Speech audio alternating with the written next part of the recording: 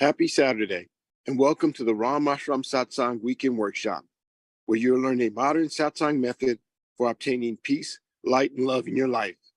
My name is Eddie, and I will be introducing the facilitator for today's event. But first, I'd like to give a brief introduction to this weekend workshop. If you'll direct your attention towards the screen, excuse me. If you'll direct your attention towards the screen, you'll see the first element is Satsang. Satsang is a scientific method whereby we may obtain peace, light, and love in this life. It requires no physical skill, spiritual accomplishment, or meditation experience to begin this practice. Satsang consists of two words, Sat and Sang. Sat means positive energy, and Sang means to be with or to be in the presence of. Therefore, the word Satsang means to be in the presence of positive energy. The next element is meditation. Meditation is an important element of Satsang. When we meditate, we withdraw consciousness from worldly objects and direct it inwards to focus on a single thought. In doing so, our minds become calm and our thoughts become pure, allowing us to obtain higher states of consciousness, such as enlightenment, peace, light, and love. Inner orientation. There are two types of satsang, inner satsang and outer satsang. An example of outer satsang would be chanting or attending pilgrimages. Each time we practice outer satsang, we have the potential to change our behavior. But only through the practice of inner satsang can we obtain higher states of consciousness, such as enlightenment, peace, light, and love. The satsang that you will learn today is an inner satsang where we meditate in silence. Group session. These weekend workshops are structured for group participation. When we meditate as a group, our focus is improved and our personal progress along our spiritual path is expedited. By regularly attending these weekend workshops, the benefits of group participation are amplified. Joy and inner happiness. All beings wish to experience joy. Joy is the eternal longing of the soul. But only through the practice of inner, time we practice satsang, our inner happiness gradually increases, ultimately culminating in a state of joy, which we experience. The agenda for today consists of 3 sessions. The informative session, the practice session, informative session, a lecture will be given about a satsang topic, the founder, or some relevant spiritual topic. During the practice session, instruction will be given on how to meditate, followed by a period of practice. During the interactive session, you have the opportunity to ask questions, or there'll be a panel discussion. And now, I'd like to introduce the facilitator for today's event. He has over 40 years of satsang experience. He is the grandson of Guru Maharaj, the founder of Ram Ashram Satsang. He was born into a satsang family where he experienced his family members obtain states of enlightenment and lead lives of peace, light, and love. At an early age, he began traveling with the mission throughout India, facilitating satsangs. And during that time, he experienced the benefits that satsang could have on mankind. And upon arriving to the United States, both he and his wife continued to facilitate satsangs for local satsangees. He has led teams of satsang members in translating important satsang literature into English and has tirelessly worked to make satsang more accessible to Western and English-speaking audiences. He currently travels throughout the United States, India, and England, facilitating satsangs while maintaining his duties as a husband, a father, and an IT executive. Today, he will teach us a rare and ancient form of satsang as taught by Guru Maharaj. Please join me in welcoming after this brief video on silent meditation.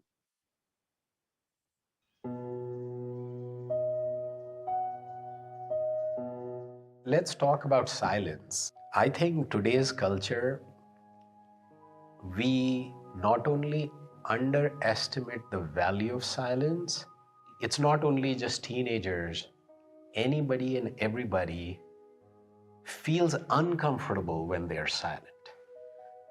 And I think it's a disservice to yourself. So let me pause here. This section or this video I'm dedicating to my grandmother, Guru Maharaj's wife, Jiyama, because every time I think about silence and think about how someone can preach or pass on knowledge or make you feel peaceful in silence without a spoken word, so much can be transferred. It could be a mental state.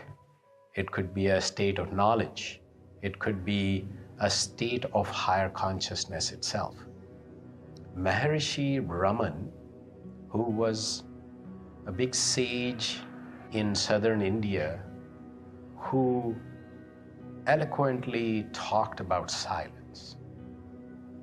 And he said, speech is actually distracting the real communication.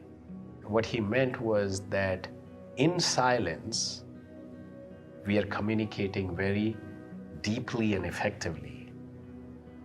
And our vocal language actually disturbs that process. And he goes on and on about the significance and how potent silence is. He says, deep meditation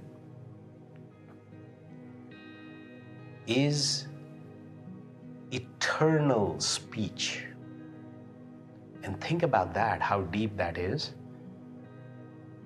Actually, those who have practiced some meditation, when in deep meditation, they acquire this higher awareness.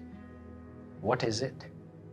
It is when you become aware of so many things that you were not aware of. Meditation is a process through which you are able to hear your inner voice. And that, I think he's referring to as eternal speech. So your inner conscience, you're able to bring your inner conscience to a state where that like literally is talking to you in meditation. So it's in a sense, your ability to stop the mental activity is meditation, and that is real silence, he says. So real silence is when you are in deep meditation where mental activity has stopped.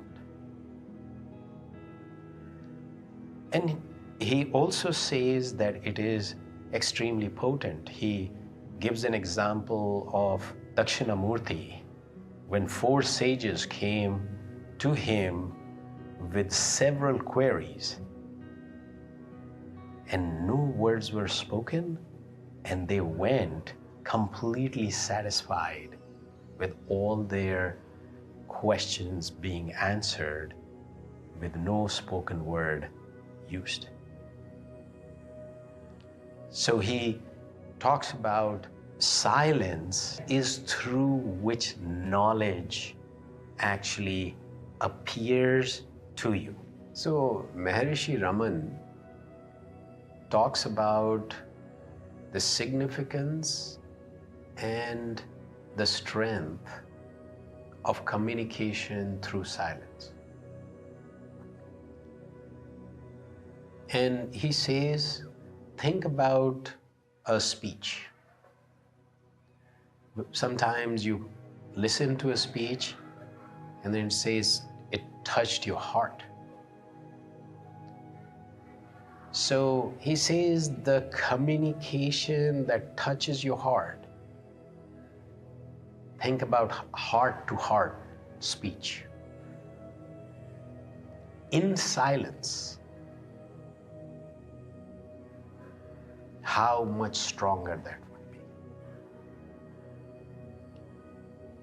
So he says the strongest form of communication is silence. And strongest form of activity is peace. Pretty deep. And he says when you are in silence, you are connected in nature in a whole different way. That you are resonating with nature in the sense that you can, in those circumstances, bring certain powers to play that you would not be otherwise. So he says silence is very, very potent. Then he says that, in form of communication, so if you are, say, you are praying, prayer in silence, which a lot of people do not understand what it is, forget about doing it. But Maharishi Raman said, prayer in silence is the highest form of prayer. And communication in terms of guru teaching the shishya or the disciple, he says the silent discourse is the highest form of a discourse.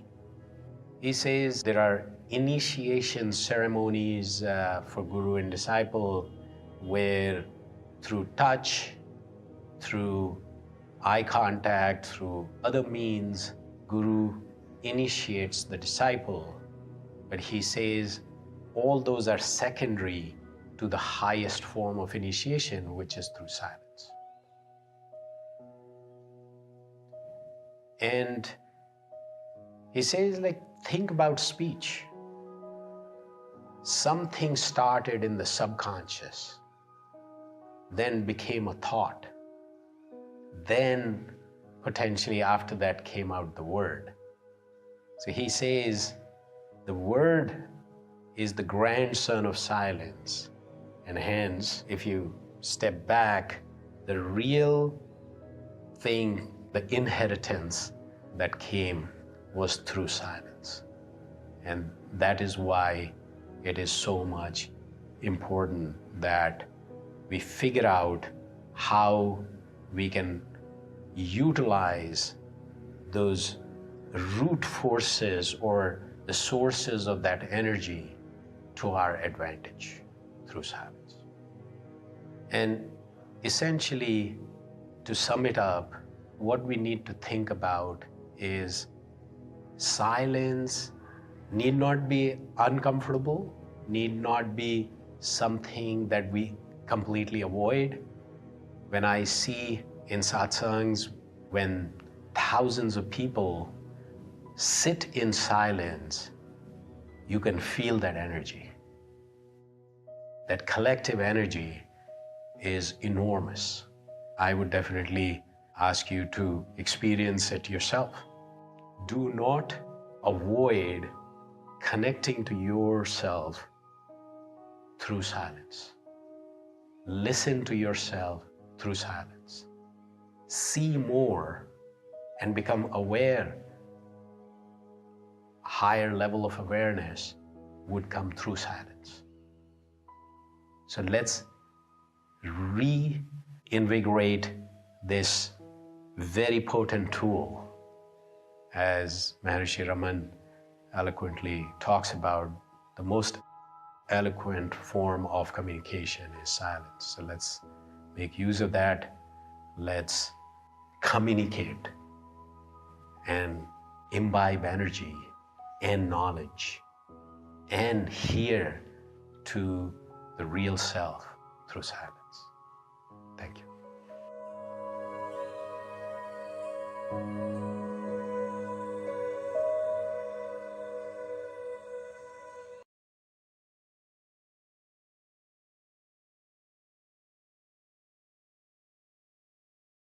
So happy Saturday, everyone. I think there are a few things that we underestimate or undervalue, and one of them is silence. I think definitely, and I think it kind of summed it up at the end.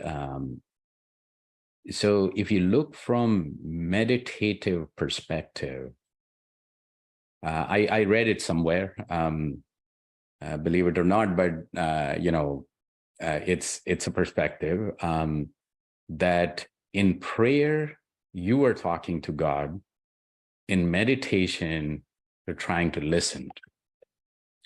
So there are many ways in which you can meditate.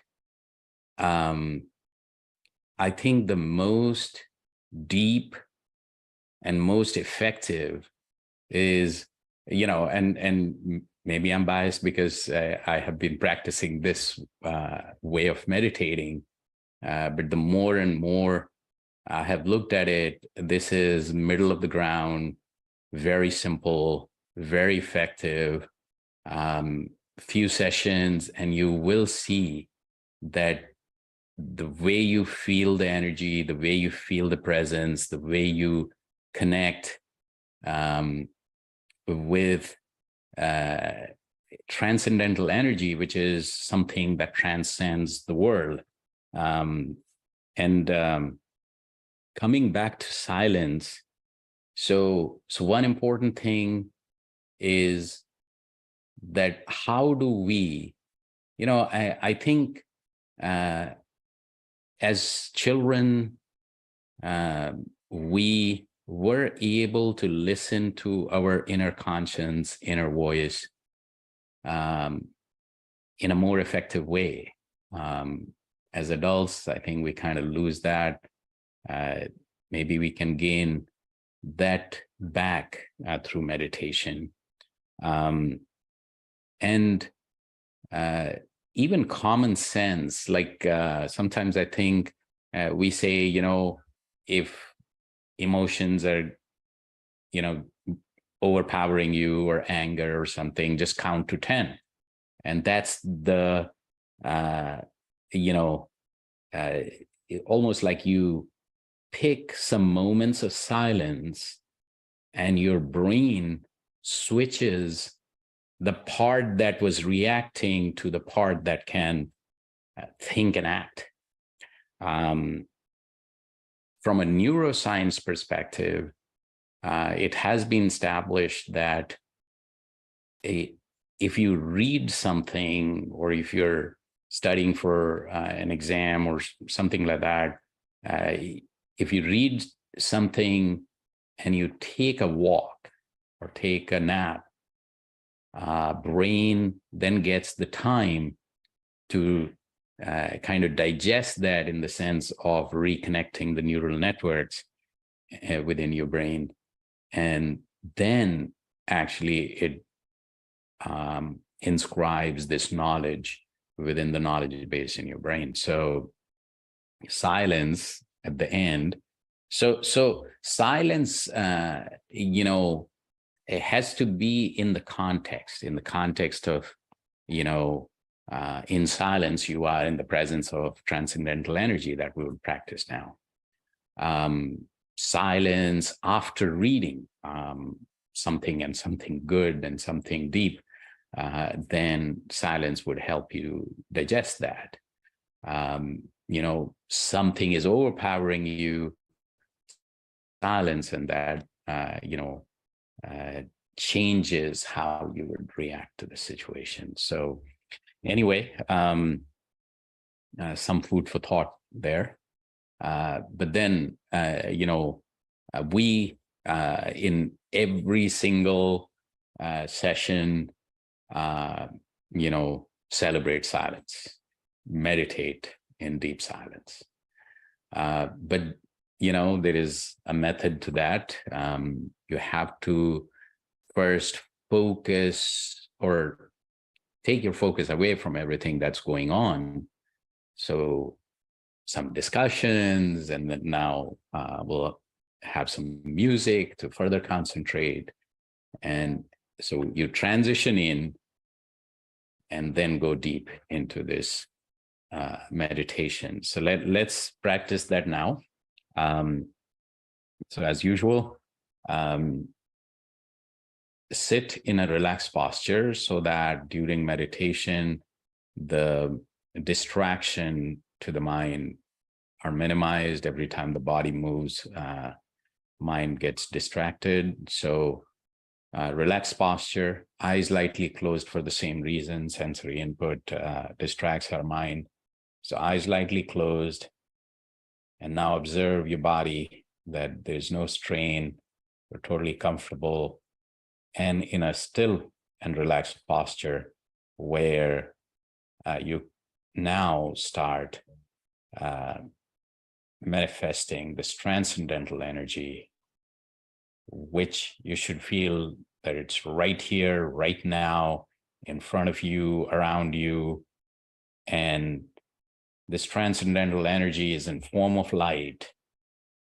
And that light is entering your heart, distributing throughout your body. And you're becoming one with this light. You're getting totally immersed in this light. So you're becoming this energy. So I'll repeat one more time. That think of the presence of this transcendental energy right here, right now, in form of light. That light is entering your heart, distributing throughout your body, and that you are getting totally immersed in it. Mind will wander away, which is natural. As soon as you become aware, so you don't have to do any breathing exercises, any mantras, any chanting, any unnecessary effort in visualizing, just effortlessly feel this presence of this transcendental energy in form of light that's entering your heart, distributing throughout your body, and you becoming one with this light. And when mind wanders away, bring it back to this thought and this thought alone, that this transcendental energy is all around you, and it's in form of light that's entering your heart and enlightening it, and then getting distributed throughout the body, and you are completely getting immersed in this light. Start with music, then music will fade away, and then we'll meditate in deep silence till the music comes back on, and we'll transition out of the meditation. Let's start now.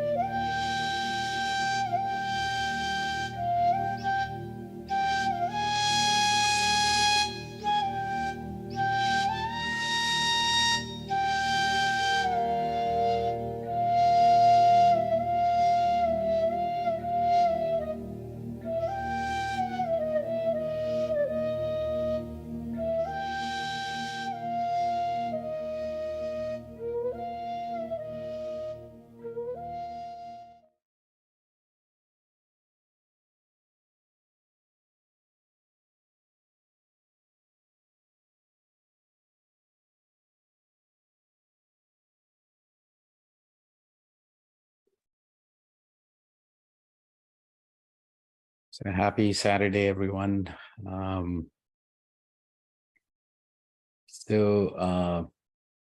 think I saw Elena, you joined after we had started the meditation. So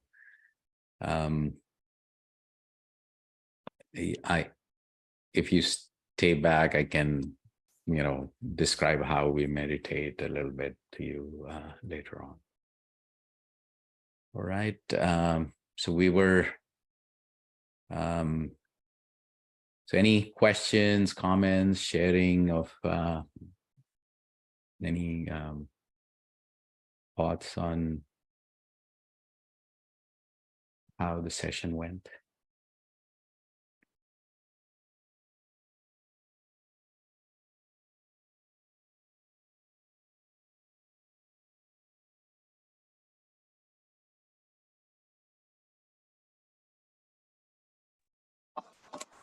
I'd like to just add a little bit. Sure.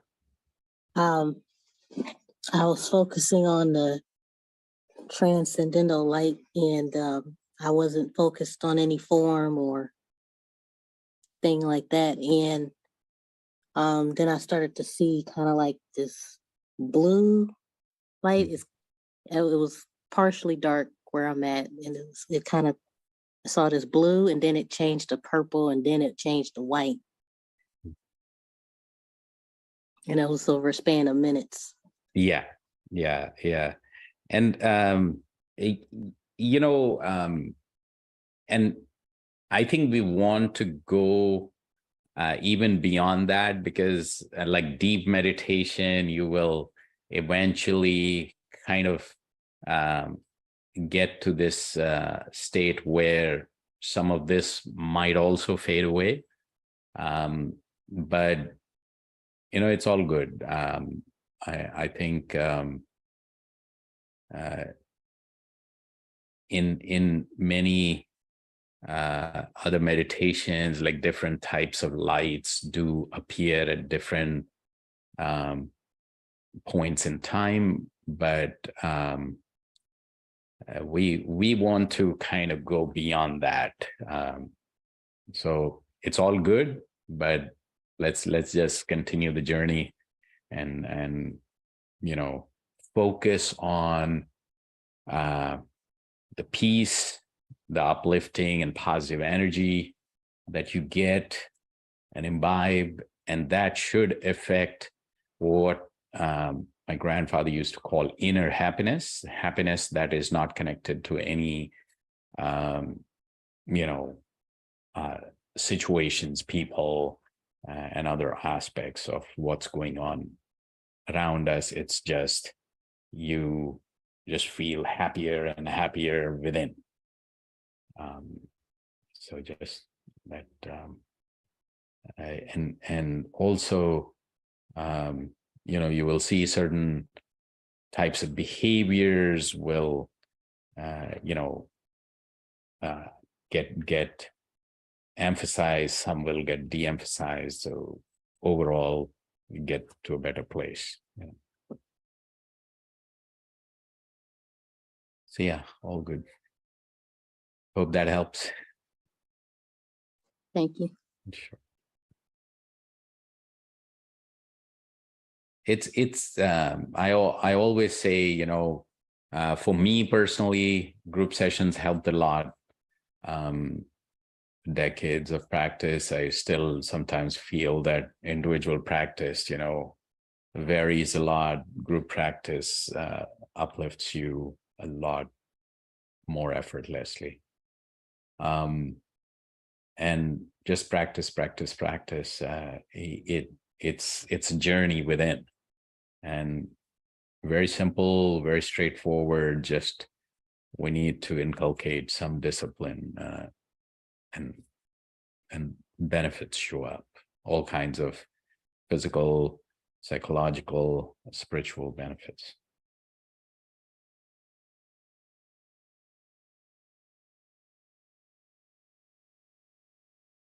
I mean, my grandfather, Guru Maharaj, he practiced so many things. He described so many things, but he basically took all the elements from various different ideologies and practices that seem to really be simple and effective and get you more closer to where you need to be in terms of lasting love, light, and peace.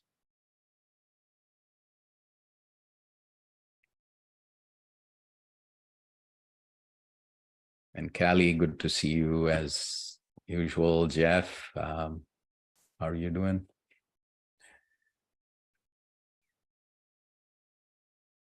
I'm very good today morning, Sanjeev. Yeah, thank you. Good stuff. So Eddie, so let's talk a bit about silence. And Jackie and Taru, nice to see you here. Yes, you mentioned that silence is the most powerful form of communication, but there's not a course that you can take at your local college. So how do we go about it? You know, and one way is to take the weekend, if you're a brave individual, to take the weekend and spend it in silence. Or you can take a day or a half a day and then see what effect this has on you. And if you can't do that, do an hour. But it's something that we should all partake in and try to practice it, because it is quite powerful. And I think you only realize the benefit and the power of silence is after you practice it. So if you have that opportunity, then I certainly invite you to do that. And then hopefully, you know, maybe one day you'll work yourself up to an entire weekend in silence. And then when you do, if you do, share with us, please, your experience. Yeah, absolutely. And Beth, how are you?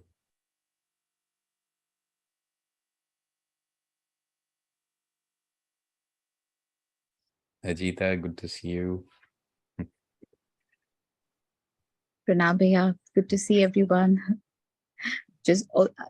I think in today's day and age, with the notifications popping in on the mobile and what have you, it's so hard to be silent. Yeah. No, noise. See, noise is outside, true, but I think the bigger challenge is within. So when you try to meditate in silence, you realize that there's so much going on within as well. So that's why you need so much practice. My sister has joined today as well. Her name is Arushi. She's joining in from Mumbai. All right. Namaskar. How are you? Pranam Bhaiya, I'm doing very well, thank you. My sister actually introduced me to this Yeah. practice. So my mind currently is very unstable, so I am looking for some guidance and some support. Yeah, we're join the club. Looking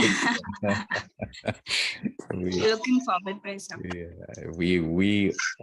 You know, I think, Eddie, what do you think? It's like, yes, silence is, you know, the significance is undervalued, but, you know, controlling our minds, ability to focus, ability to, you know, I think that's the goal of this practice, but, you know, it's non-trivial, right? Absolutely. And I guess silence is a way of summarizing all of the positive you know, accomplishments, spiritual accomplishments, basically, that you've achieved. So when your mind is calm and you don't have those random thoughts, you can be in this state of silence. And the benefit, and you're able to sit still and all these other positive things that we talk about here. And the benefit of that is that this higher consciousness that we speak of, whether you call it God or something higher, speaks in that silent soft voice. And so now we began to hear that. And so you can say we become more wiser or more knowledgeable, but that is certainly the benefit of being able to achieve this state of silence, which involves all these other things like sitting quietly and, you know, having a calm mind, and that comes with practice.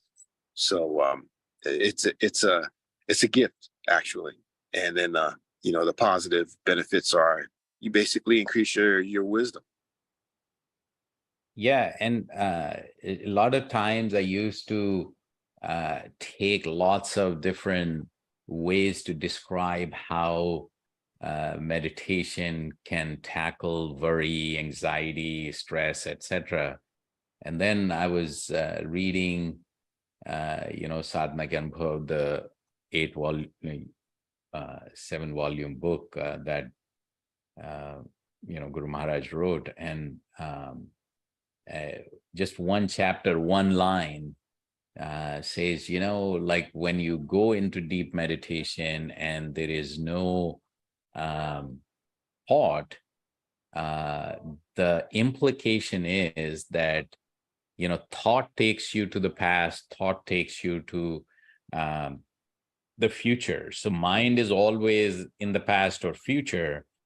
And when you either ground it in present moment, or you become thoughtless, which is a unique situation in itself. But once you do that, even for a very brief period of time, you find that,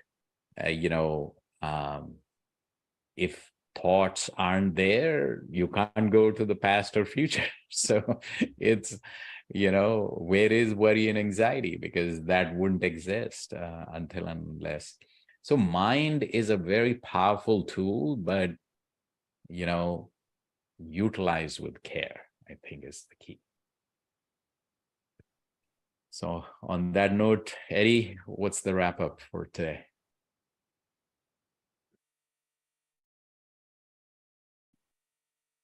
Nothing in particular. I mean, I think you gave us some topics to stew over after this, and all that's left for us to practice.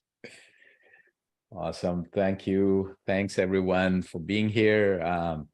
Have a great week ahead. We'll see you here back soon. So we meet 7 p.m. Eastern Tuesdays and 10 a.m. Eastern on Saturdays. Link remains the same. See you back here again, and glad to be here. Thank you so much. Have a nice week ahead. Thank you, Sanjeev. Thank you. Yeah, have a great weekend. Namaskar, everyone. Namaskar.